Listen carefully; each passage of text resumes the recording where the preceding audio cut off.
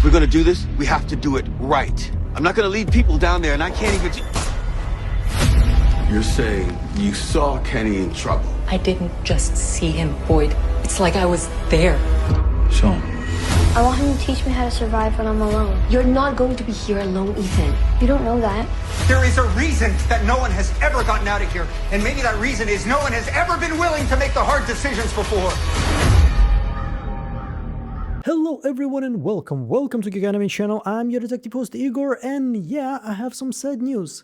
Only 3 more reviews, only 3 more videos just like that, including this one, because today we're going to discuss from season 4 episode 8 everything that we know about the upcoming part that is coming next Sunday. So as usual, as per our tradition, we're gonna start with the synopsis on Rotten Tomatoes. So from season 4 episode 8 is titled Heavy is the Head, which is obviously a reference to the sentence heavy is the head that wears the crown. And who wears the crown in our TV show? I think it's pretty obvious. It's Boyd.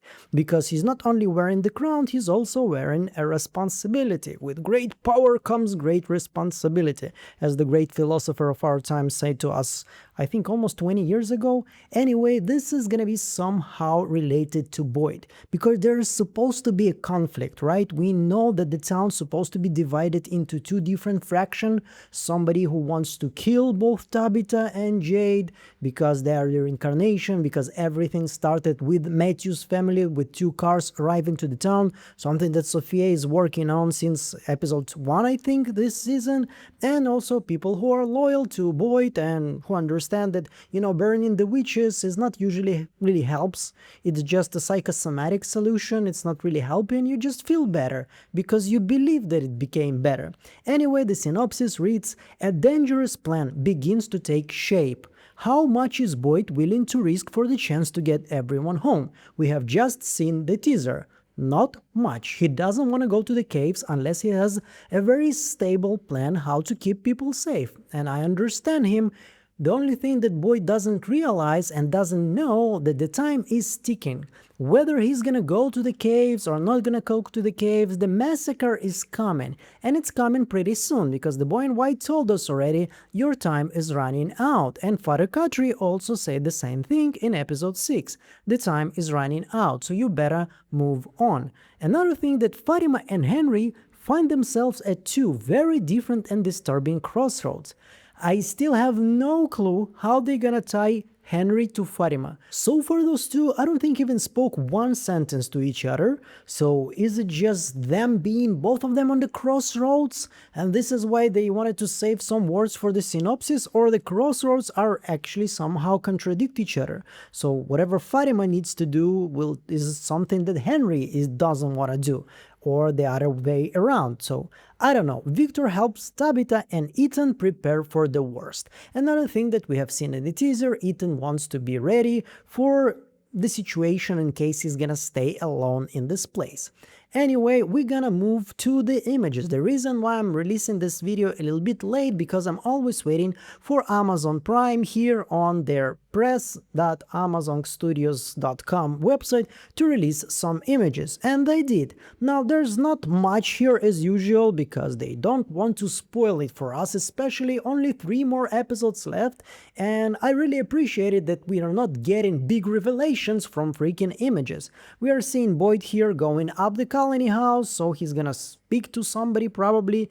He's a little bit, you know, like almost running, so he is determined to talk to somebody, to see something, whatever's happening. I'm not gonna go and throw some weird, you know, unbased guesses right now, so let's move on to the next page. And we're seeing here Fatima looking at somebody, probably Alice, and there is a bag behind her, right? So in the last image that we get released today, we're seeing that Alice holding a bag also, and Fatima is also organizing her bag. So they both decided to go somewhere.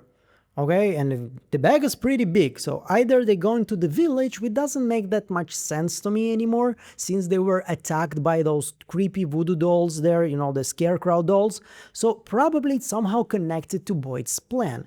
How are they gonna find the bones of the Anqui children? And now that we know Fatima has this super amazing Stranger Things ability, just like Will from Stranger Things, she can see what Smiley sees and she can actually take control of his body at some point, so probably she's gonna be their biggest, strongest weapon or tool or whatever you want to call it that will help him somehow to realize this plan and turn it into reality. Now also we have Victor here drawing something. I wasn't able to zoom in here enough to understand what is he's drawing. It looks a little bit like some kind of an image of a person, but then again, hopefully during the episode they're gonna show it to us. And I actually want to remake my video about Victor's drawings. I made it a live stream. It has only 4,000 or 5,000 views, probably because it's a live stream, and I want to make an organized video of this, so hopefully this week. But you know, I am a father, I have a small child, time is of the essence, so I cannot make thus big promises to you, but I will do my best to release this video this week. Also, we have a conversation between Sophia and Sara, and Jesus Christ, Sara is tall. She is a tall girl. Yeah, anyway, I hope we're gonna get some kind of a development. Now, I'm actually betting my money on Sara to understand that there is something wrong with Sophia, because dramatically it makes a lot of sense to me. Storytelling wise, it's making a lot of sense to me, because first of all, Sara is the most sensitive person in this town. She is the one hearing the voices. She was the one to hear Abby and the Man in Yellow and every other voice here in this town. This is why she was chosen by the voices to carry their will, to kill Toby and try to kill Ethan, etc, etc, etc. So she is intuitive and sensitive to this place, to the powers of this place, so she can sense that there is something about Sophia. But the second interesting part here is that Sara is a little bit on the redemption arc here, right? She's trying somehow to become a better person after that she was duped by this place and tried to kill Ethan and killed her own brother. She said it herself in a previous episode. There is nothing I can do that will make it better. Everything that I'm gonna do in my life, it's not gonna somehow solve or erase what I already did.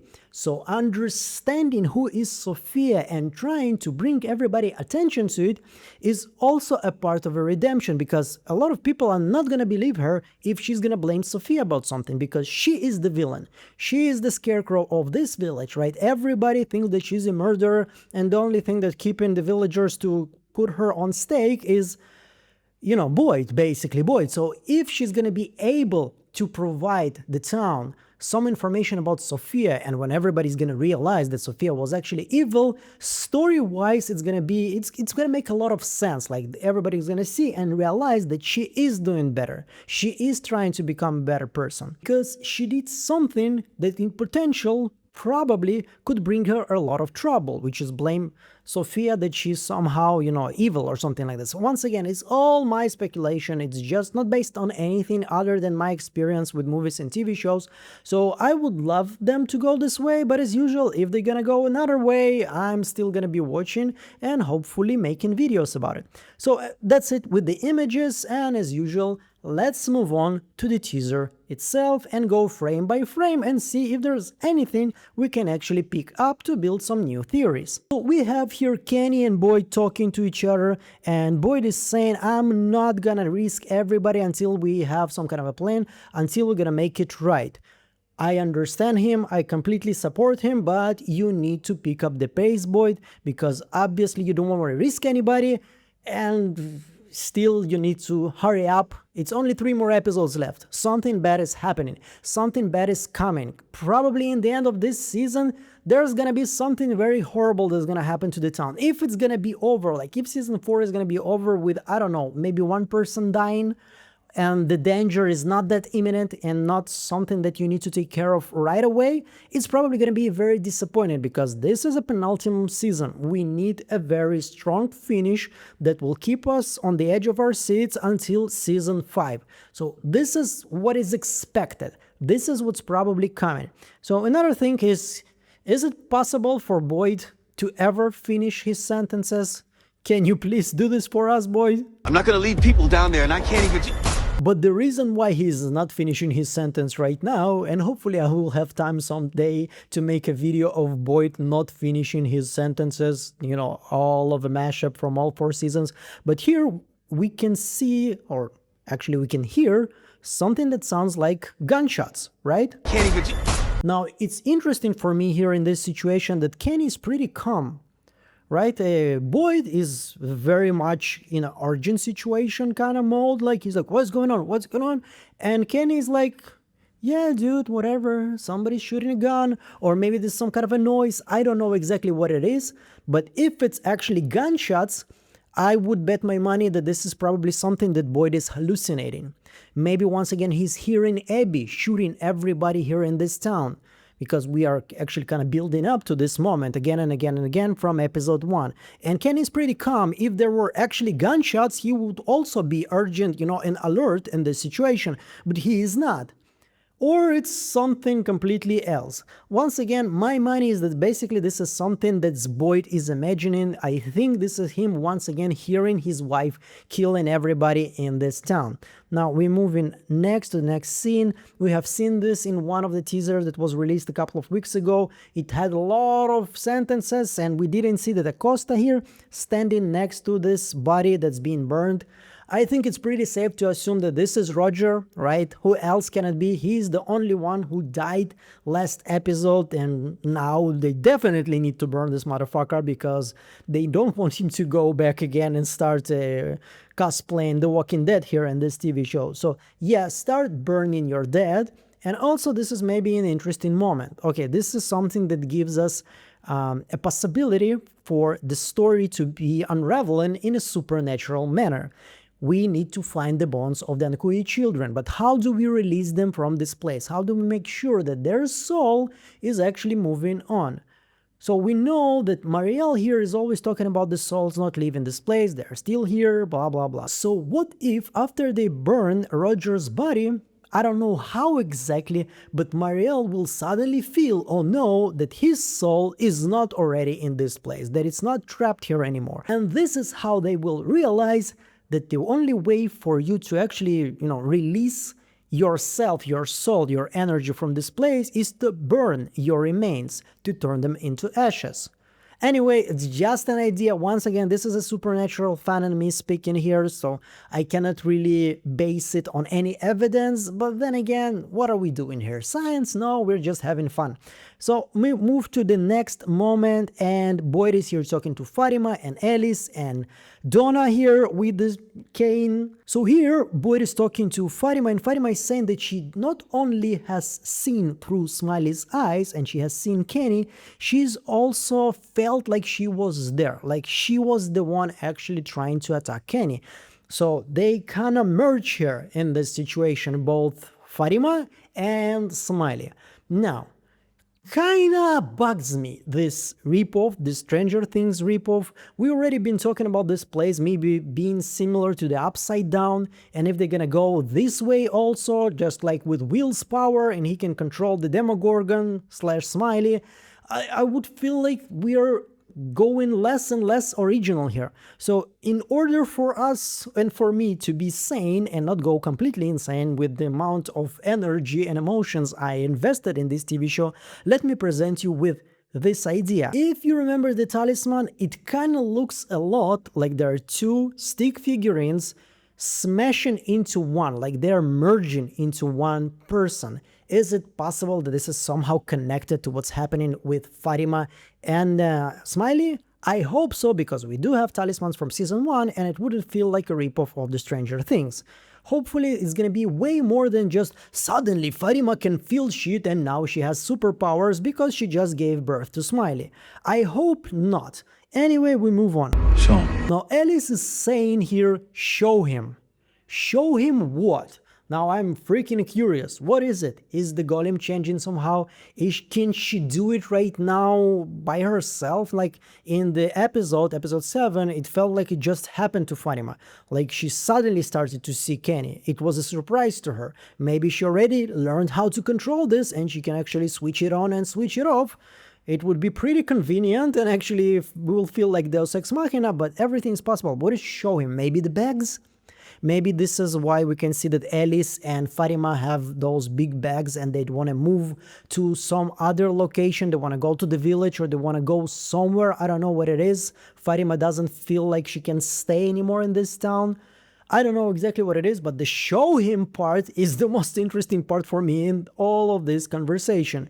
Whatever this is, I would love to know what you think about this. Usually I love to pick up your mind and I read your comments, and most of the time they are very interesting and I really enjoy picking up your brains and seeing how your imagination works, because we know different people, different mindsets. So yeah.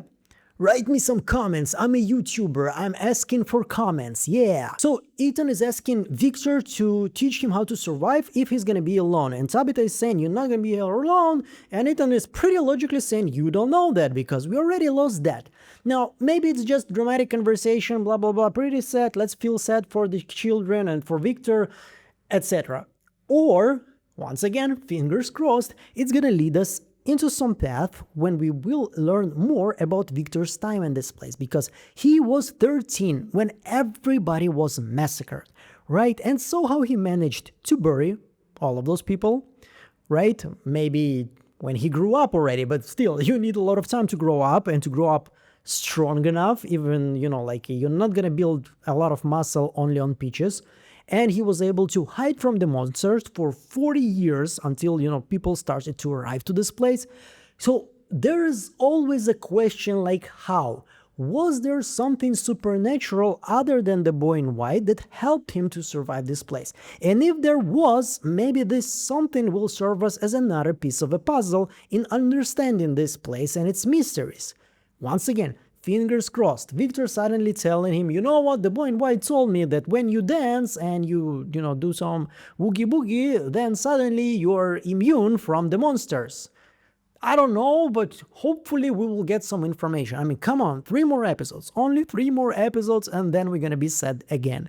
But we need something to work on. Like, I don't know about you, but after this season ends, I'm planning once again to rewatch everything and to make a couple of videos about some big theories that explain it all, that connect it all. Something that I can be proud of, hopefully, just like my previous videos of From Salt. I have a couple of those. I think they're pretty good. If you still didn't check them, you're more than welcome to do so. I actually have a special playlist. It's called From Theories. So have fun. Now, whatever Alice is showing them, whatever Fatima is showing him, Boyd is pretty much shocked, right? And Donna is also not in a very good mood. So whatever Fatima is showing them, I'm extremely curious. What the fuck is that? I need to know this. Can Sunday come soon enough? Please, please, please, because it's very interesting. I didn't see Boyd react like that almost to nothing. And here he is both devastated and shocked. So is it something bad that's happening to Fatima once again? I don't know, but I'm extremely curious. Oh, finally, God's heavens, please, thank you. Oh God Almighty, thank you. It looks like Henry is finally sobering up. I couldn't handle the secondhand embarrassment anymore in this TV show. So he is in diner, he's cutting some cabbage, and looks like he's getting more, I don't know, probably visions, right? He's not looking at somebody, he was cutting something and stopped, and he's seeing something. First of all, it's very interesting to me whether the vision of him being in home and being taken care of by, you know, the doctor, and Victor is also there. Is it just visions? Is it just, you know, psychedelic visions that the man in yellow's blood gave him and that's it? Or they carry some meaning? Because we have seen there is some kind of a drawing there, right? Those images. And by the way, people in the comments reminded me that those images are from Victor's house that we have seen in season 3 when Tabitha was there. So, and the images, those drawings look a lot like the talismans, the trees, we were talking about this. So is there some meaning other than, as I told you, it's just a dream, Henry, so you need to wake up and start killing people and go full Abby? I hope there is. I need something that will satisfy my brain cells, and it's gonna be like, it will give this feeling of finally, I don't know, not 2-3 things connect, but 10-20 things connect into one answer.